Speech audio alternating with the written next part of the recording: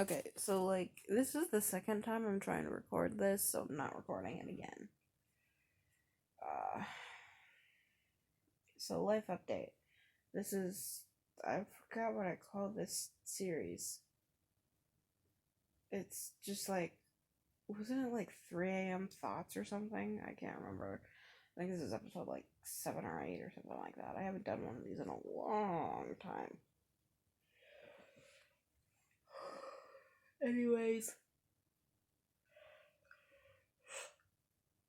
life update. Um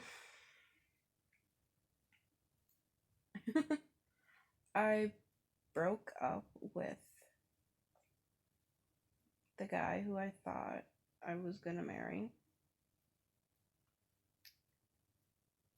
And that sucked a lot because I really cared about him. And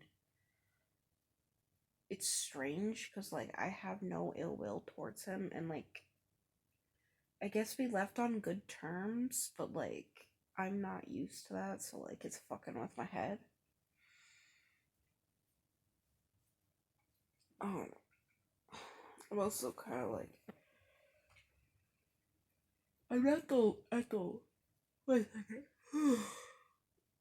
I'm not at like the lowest I've been, but I'm definitely like in a dip right now as far as my mental health is going. Like I know in like my last video I was like so positive and I was like, just keep your head up, you'll do great. But like the reality of the situation is it's like, yeah, it sucks sometimes and sometimes this is what life is like. You just gotta keep going with the flow and sometimes it really sucks. But, you know, I don't know. I've been dating this other guy for about a month and a half now. And I'm kind of stuck in a weird spot with him. Because, like, I want to be there for him. But he's not, like, letting me. And I don't know how to put it. Like, I don't want to be his therapist. But, like, I can tell that something is wrong. You know? And he won't tell me what's up. And the hard thing is it's like I'm in Minnesota, he's in Florida. So it's not like I can, read his body language or anything. Another reason why I really don't like long distance relationships. Personally, for me, at least. I'm a very physical person. I like cuddles and being held, and, if I wake up from something and having someone there it's a thing. It's a whole thing, but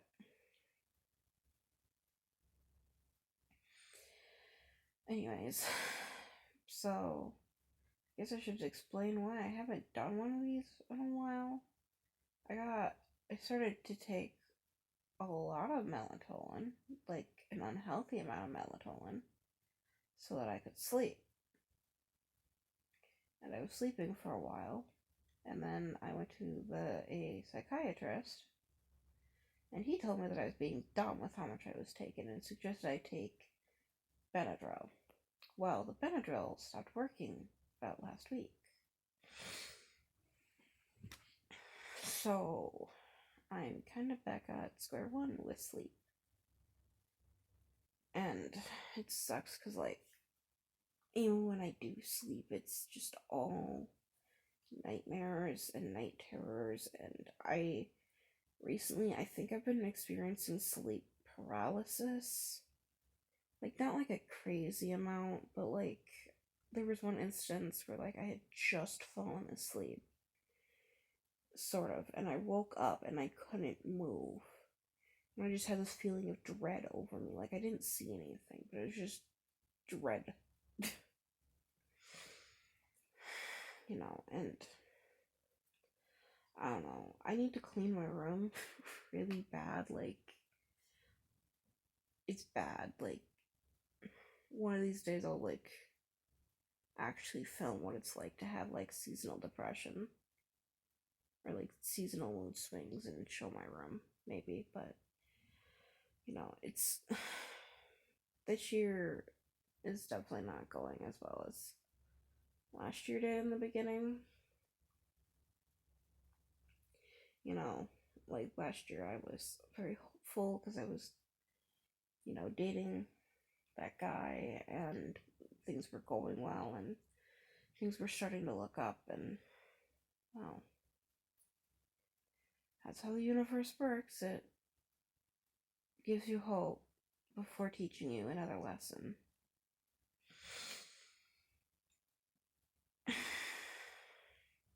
And, there's no amount of spells and magic or tarot card pulling that can prevent the universe from teaching you the lessons you need to learn. And that sucks a lot, but I understand it, which I think is why this round of feeling like absolute shit isn't as bad as it was in 2016. Like, that's why it's one of those things where I can be like, look, this is just something that happens. I'll get through this eventually. This is a temporary state of being, and things will work out one way or another. Like, that's one thing that's hard, is it's like, I'm a very spiritual person, so I believe a lot in karma. And I don't know what I did in my past life, but I don't understand. I'm not 100% sure why I was thrown into this situation. I know I'm not making any sense, but like, I'm pagan. For anybody who hasn't watched this channel, if anybody new that I don't know is watching this channel, hi, I'm Logan. Welcome to the existential crisis that is my 3 a.m. talks. Talk. I forgot the name of the series.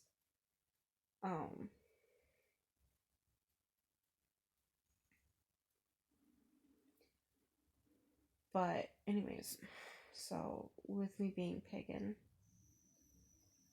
there's a lot of times where I can look towards my religion, and it kind of helps explain the world around me a bit. Like, back to the karma thing, karma will follow you from life to life. I believe in reincarnation, and karma wants to teach you all the lessons of all the different versions of life. And I don't know what I did in my past life, but I am sorry, because I know karma is not afraid to pay it forward. And, granted, I have a fairly mild case of bad brain times right now, but, karma will stick you in situations to teach you, and I don't know what lesson I didn't understand in my last life, or what I could have done in my last life, but that's why this one's a struggle. But the other thing, and the nicer part of my religion, sort of, is, I know this isn't, forever. You know, I can change my situation. I have most control over my situation, I would think. Like, if I want to make the world a better place, I could do it. Even with the back issues, which is why I joined AmeriCorps, is so I can do something great while I still can. I started to fall asleep.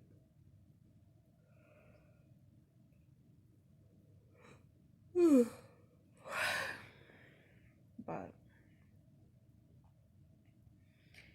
it's interesting. So I'm worried about this guy, right? And it's like way late at night. Like, it's morning. And I had this sudden urge to pull from my tarot deck. And first off, that's never a good sign for me. At least, well, I mean, it's not always bad, but like, if I have a very strong, intense feeling to use my tarot deck, it normally means that like something's up and I need to be paying attention. And so I pulled a card, and I can't remember exactly what it was. I think it was like the Five of Pentacles, and it was upright. And that scared me a little bit. Because reading the card, it was about deception and someone deceiving me, for what I understand. So then, of course, I was confused, so I asked for clarification, and I reshuffled, and I drew more. And it just kept on, like, the only thing that I could get out of it was that there's some form of deception going on, and someone's doing it with not the best intentions. Until I drew the last ones, because I was trying to, like, figure out what was going on. And now I don't necessarily know if whoever is being deceptive is doing it on purpose to hurt people, or if they're, doing it as a way to protect something. And, again, I'm not going to name names or anything, because, like, I still really, really like this guy, and I don't think the cards were about him. I have a feeling that the cards were pointing at someone else in either my life or in his life that is deceiving him. But I don't know how to, like, he doesn't know I'm pagan. So that would be a conversation to have. But it's just, I don't know, that has me concerned.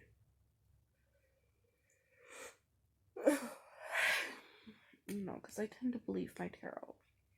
If my tarot tells me something, I tend to believe it. Because it hasn't been wrong before. I've had moments where I've been like, oh, that can't be right, and then it's been right. So I trust in my tarot.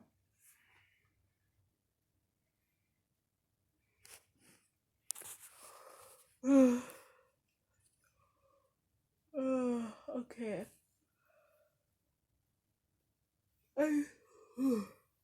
I know this one was short, and I probably won't upload it till morning time. But I'm like falling asleep, so I'm gonna end this here. I hope you beautiful people have a good night, and I'll talk to you later. Bye.